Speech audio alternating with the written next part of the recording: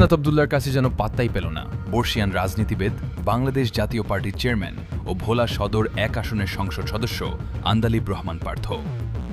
সংসদ অধিবেশনে জুলাই জাতীয় সনদ বাস্তবায়ন আদেশ এবং সংবিধান সংস্কার পরিষদের অধিবেশনে আন্দালিব রহমান পার্থ হাসনাত আবদুল্লাকে উদ্দেশ্য করে বলেন, বর্তমান এনসিপি জামাত জেনারেশন হয়ে পড়েছে। আপনারা জেন জিকে প্রতিনিধিত্ব করেন, কিন্তু আপনারা জামাত জেনারেশন হয়ে পড়বেন না। জুলাই গণ অভ্যুত্থানের আগে আন্দালিব রহমান পার্থ ৭২-এর সংবিধানকে ডাস্টবিনে ছুঁড়ে ফেলা উচিত বলে মন্তব্য করেন।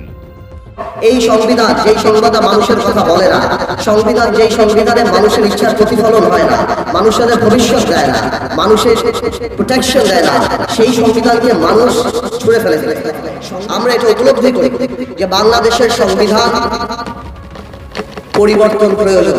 জুলাই গণ অভ্যুত্থানের পর বিএনপি সরকার গঠিত হলে সেই আন্দালিব রহমান পার্থ সুর বদল করে। সংবিধানকে ছুঁড়ে ফেলবো কেন? সংবিধানকে মনে করায় দেয় যেটা ৭১-এর পরাজয়ের দলিল।